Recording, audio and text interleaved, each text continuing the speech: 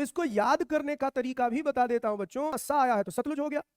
तो बस यहां पर बिस्ट में बा और सा को लीजिए सतलुज और ब्यास ले लीजिए, बारी में बा और रा को लीजिए तो ब्यास और रावी ले लीजिए, रचना में रा और चा को लीजिए तो रावी और यहां पर चनाब ले लीजिए, और छा यहां पर जो लिया गया है छा की जगह झा कर दीजिए तो यहां पर आपको याद रहेगा छा या झा आसपास है यानी झेलम। रावी और चनाब नदियों के संदर्भ में आप यहां पर जो पढ़ रहे हैं जैसे लिखा है दोआब, तो दोआब का मतलब क्या होता है? दो नदियों के बीच का प्रदेश, दो नदियों के बीच का प्रदेश, बीच का प्रदेश यानी region between two rivers, two rivers, तो इसे कहते हैं दोआब। तो दोआब का मतलब समझ गए बच्चों, क्योंकि आब शब्द का मतलब ही होता है, आब का अर्थ होता है नदी यानी रिवर। तो दो आब का मतलब दो नदियों के बीच की भूमि। और ऐसे ही जो पंजाब है, अगर आप देखें पंजाब राज्य, तो ये बना कैसे? पंच प्लस आब। और आप सब हिंदी व्याकरण पढ़े होंगे कि जब यहां पर चा और आ मिलते हैं तो इनमें जो परिवर्तन होता है, जो विकार उत्पन्न होता है, वो है ये जा बन जाते हैं। तो पंजाब इस तरह से इन दोनों से मिलकर बना, यानी ये पांच नदियों की भूमि कहलाती है, पांच नदियों की भूमि, रिवर ऑफ फाइव लैंड, पांच नदियों की भूमि। अब इसमें अगर आप देखें तो आप सब जानते हैं कि एक नदी इधर बहती उत्तर में सिंधु, और सबसे नीचे वाला अगर यहां लिया जाए तो सतलुज, सतलुज के आगे यहां पर ले तो ब्यास, ब्यास नदी, फिर इसी तरीके से रावी नदी, फिर इसी तरीके से चनाब नदी, फिर इसी तरीके से झेलम नदी। ये क्रम मैं बता रहा हूं आपको, तो ये क्रम याद रखिए आप, सतलुज, ब्यास, रावी, चनाब, झेलम, सिंध। और इसी आधार पर आप कह सकते हैं कि इसमें पांच आब बनते हैं, पांच आब बनते हैं।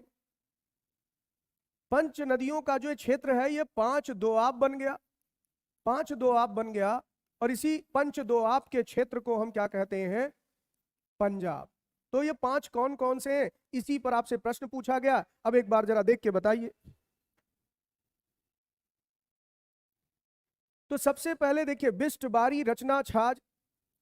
तो बिस्ट दोआब की बात करें तो आप पाएंगे सतलुज और ब्यास के बीच में बनता, यानी सबसे पहले बिस्ट दोआब ये सतलुज और ब्यास के बीच में बनता है, तो यहां आप लिखेंगे सतलुज और ब्यास के बीच।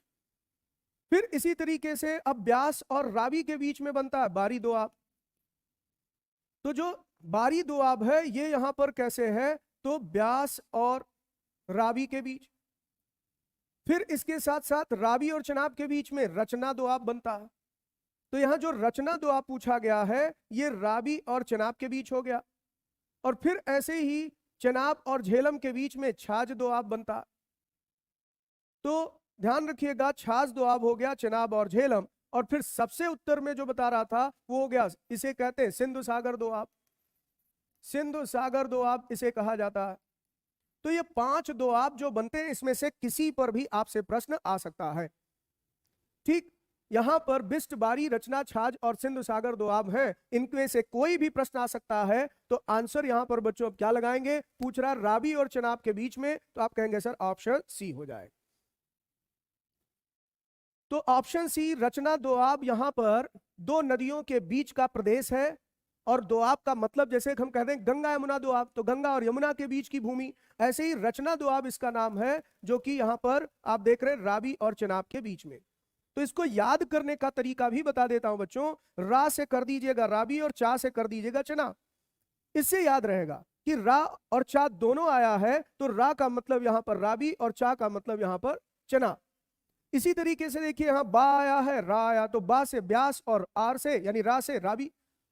ठीक, फिर यहां पर अगर आप देख रहे हैं तो बिस्ट आया है, तो बिस्ट में बा फिर ब्यास हो गया, और यहां सा आया है तो सतलुज हो गया। तो बस यहां पर बिस्ट में बा और सा को लीजिए सतलुज, और ब्यास ले लीजिए, बारी में बा और रा को लीजिए तो ब्यास और रावी ले लिए, रचना में रा और चा को लीजिए तो रावी और यहां पर चनाब ले लीजिए, और छा यहां पर जो लिया गया है छा की जगह झा कर दीजिए तो यहां पर आपको याद रहेगा छा या झा आसपास है यानी झेलम। तो झेलम और चनाब की यहां पर बात ध्यान रखना है, क्योंकि छाछ में अगर आप देखें तो सी से चनाब और जा से यहां पर मैंने कहा झेलम कर लीजिए। तो ये ट्रिक अप्लाई करके आप ये चारों दोआब याद कर लें और सबसे उत्तर में सिंध सागर दोआब। इस तरह से यहां पर 5 के 5 दोआब आपको याद रहेंगे। चलिए